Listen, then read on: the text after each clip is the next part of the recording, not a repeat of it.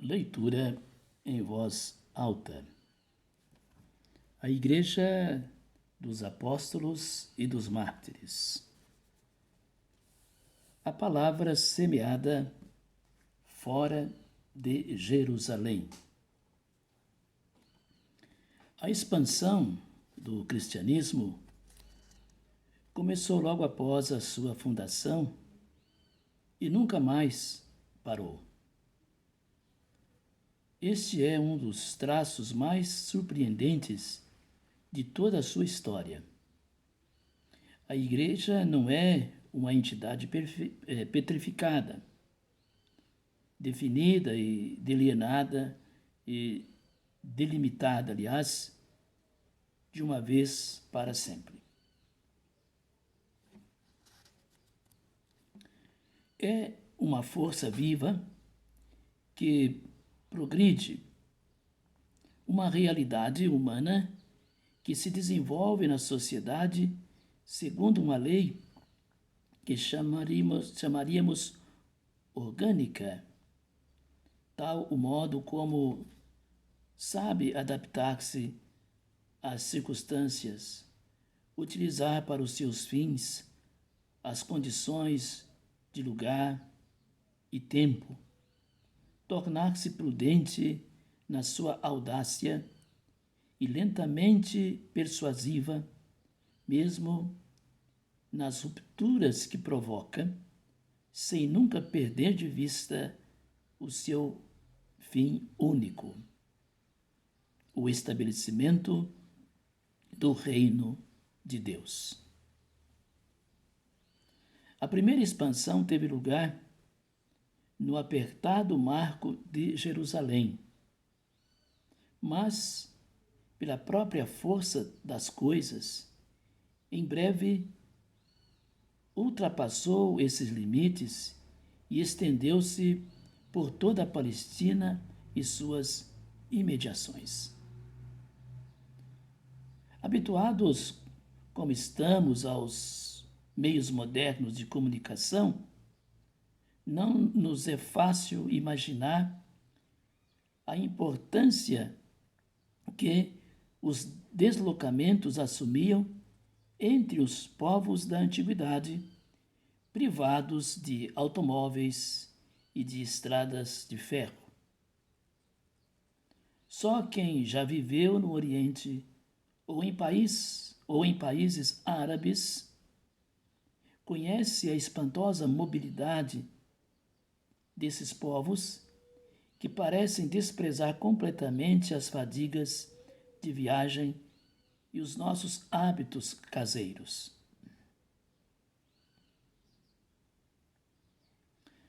No princípio do Evangelho de São Lucas, não vemos nós, Maria, embora grávida, transpor a longa distância que vai de Nazaré a Ain Karim para visitar a sua prima Isabel? E alguns meses mais tarde, com o esposo, percorrer novamente 150 quilômetros para se dirigir a Belém? E, pouco depois do nascimento do seu filho, partir para o Egito pelo áspero trilho de Negueb? Tudo isso apenas com a ajuda de um jumentinho. Temos de imaginar que o povo de Israel, deslocando-se sem cessar dentro dos limites da Terra Santa, as estradas percorridas por caravanas de camelos e mulas, as estalagens desconfortáveis, repletas de mercadorias e viajantes, e, por ocasião desses deslocamentos e encontros, a tagarelice dos países do Oriente, que faz voar tão depressa as novidades. Uma das principais causas destas movimentações era a religião. Por ocasião das diversas festas rituais, os judeus piedosos partiam para Jerusalém. A Páscoa, principalmente, atraía à cidade de Davi multidões que podemos comparar às que hoje afluem aos grandes centros de peregrinação cristã ou às que afluem a Meca no Islã. Flávio Joséfo assevera que, em certos anos, foram imolados 255.600 carneiros, a razão de uma vítima para cada 10 peregrinos. Isso correspondia a uma maré humana de mais de 2 milhões de almas. Vindos de todos os recantos da Palestina, estes piedosos visitantes, uma vez acabada a festa, regressavam às suas cidades, salmodiando os versículos dos hinos. O Eterno vela sobre a nossa partida, Ele protege o nosso regresso. O meu socorro vem do Eterno, que fez os céus e a terra. Chegados à casa, contavam evidentemente aos seus conterrâneos o que tinham sabido na Cidade Santa, já que estes, menos favorecidos, não tinham tido a sorte de pisar os átrios sagrados. As correntes de permutas comerciais e das peregrinações, que com certeza determinaram a primeira semeadura da Boa Nova, não se limitavam apenas à terra prometida. Minúscula região dos imensos territórios de Roma, a Palestina poderia ter sido fortemente agitada pelo anúncio da era messiânica sem que o mundo o percebesse. E se entre ela e o resto do império,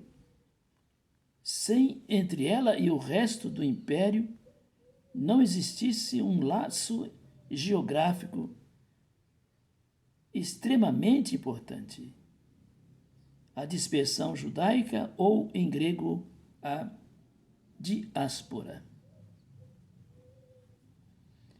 Lembremos-nos de que,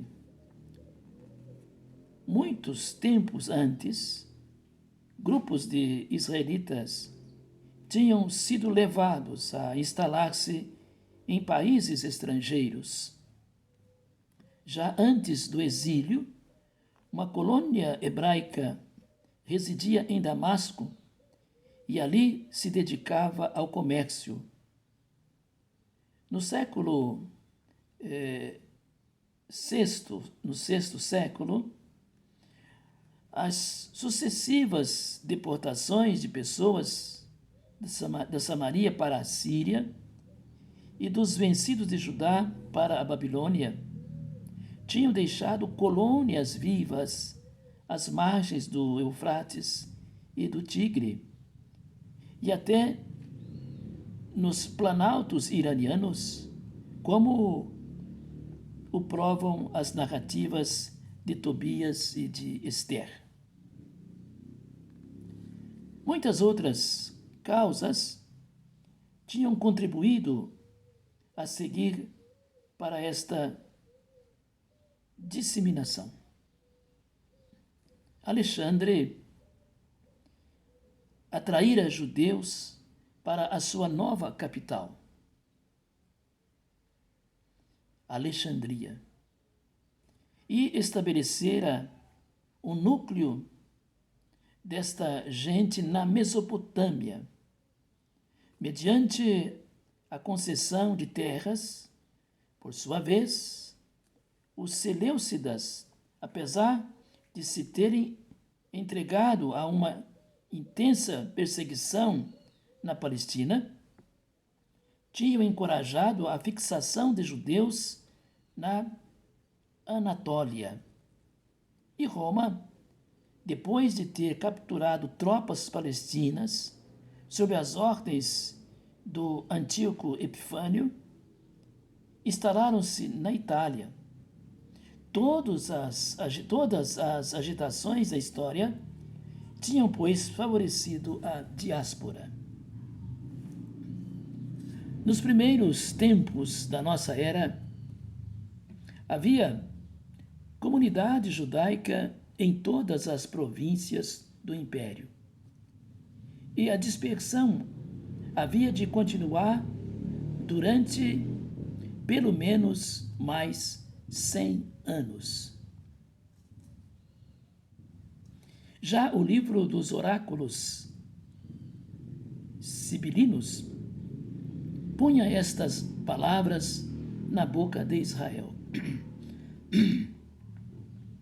a terra inteira e até o mar estão cheios de ti. Flávio Josefo afirma que seria difícil encontrar uma única cidade onde não houvesse judeus. O que é confirmado por Estrabão em termos quase equivalentes. E Santo Agostinho citará estas palavras de Sêneca: os hábitos e costumes desta raça de celerados instalaram-se em todos os países.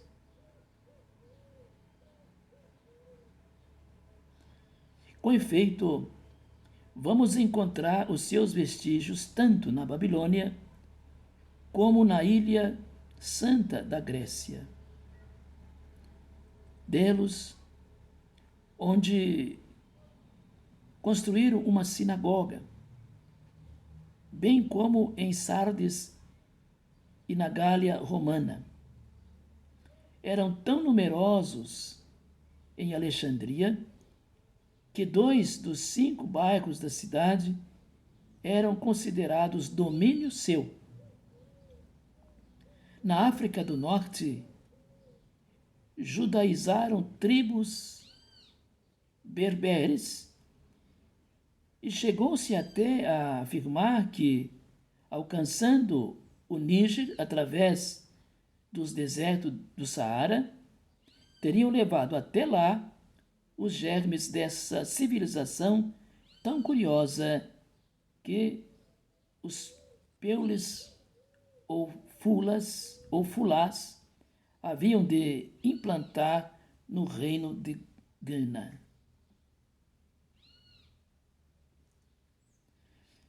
Haverá a possibilidade de reconduzir o número,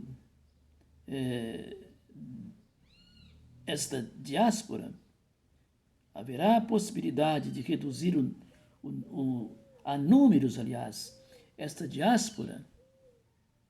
É claro que não podemos tomar a sério os exageros de Philon, quando afirma que os judeus constituíam metade do gênero humano e que, nos países em que se encontravam estabelecidos, quase igualavam aos indígenas. Mas é incontestável que eram muito numerosos, muito mais numerosos do que hoje na França ou na Alemanha. Não é exagerado dizer que chegaram a 1,5 milhão no Próximo Oriente, incluindo o Egito e a Síria, e que eram outros tantos no resto do Império, para uma população global de cerca de 55 milhões de habitantes. Isso representa 3%. O fenômeno da diáspora é, pois, de uma importância fundamental na história e especialmente na história religiosa desses povos.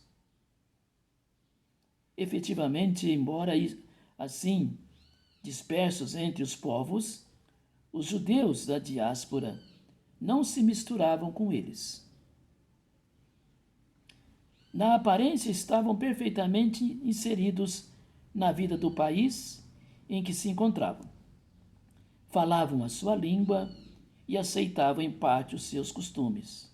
Mas, agrupados nas suas sinagogas, onde liam e comentavam a Santa Torá, sob a direção de um conselho de anciãos e de um chefe eleito, o rabino,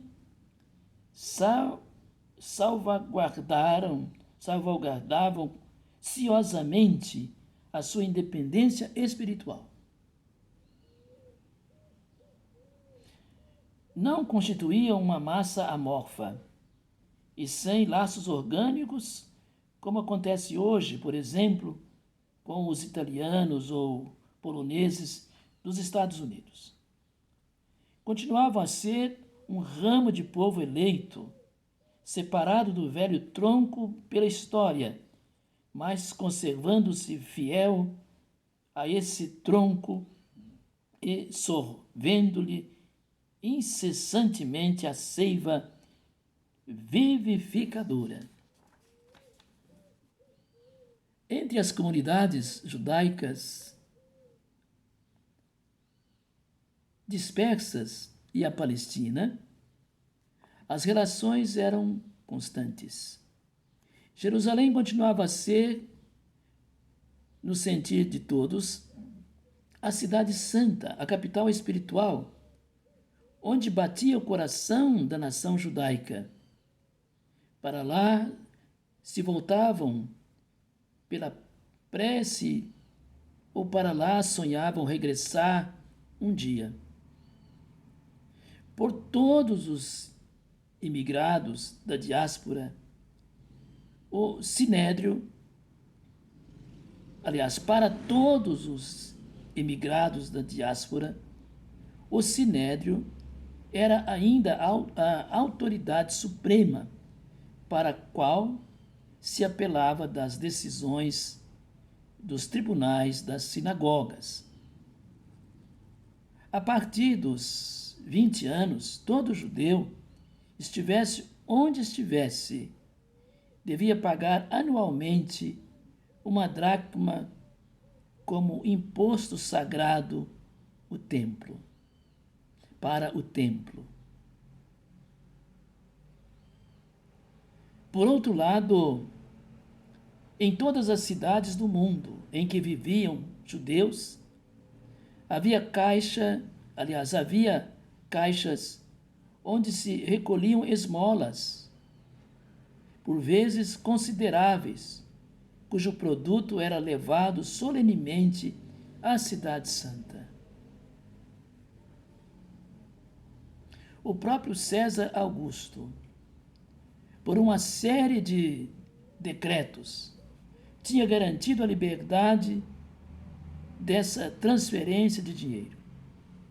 E de todos os lados chegavam à Terra Santa, nos dias das grandes festas, partos, medos, elemitas, os que habitavam a Mesopotâmia, a Capadócia, o Ponto e a Ásia, a Frígia e a Panfilha, o Egito e as partes da Líbia para as bandas de Cirene. Atos 2, 9.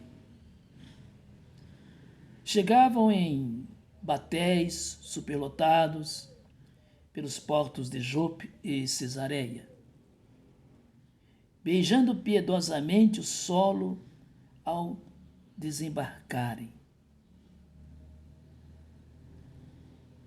é este afluxo humano, incessantemente renovado, este vai e vem contínuo, que é preciso ter em conta para tentar compreender a rapidez da semeadura evangélica.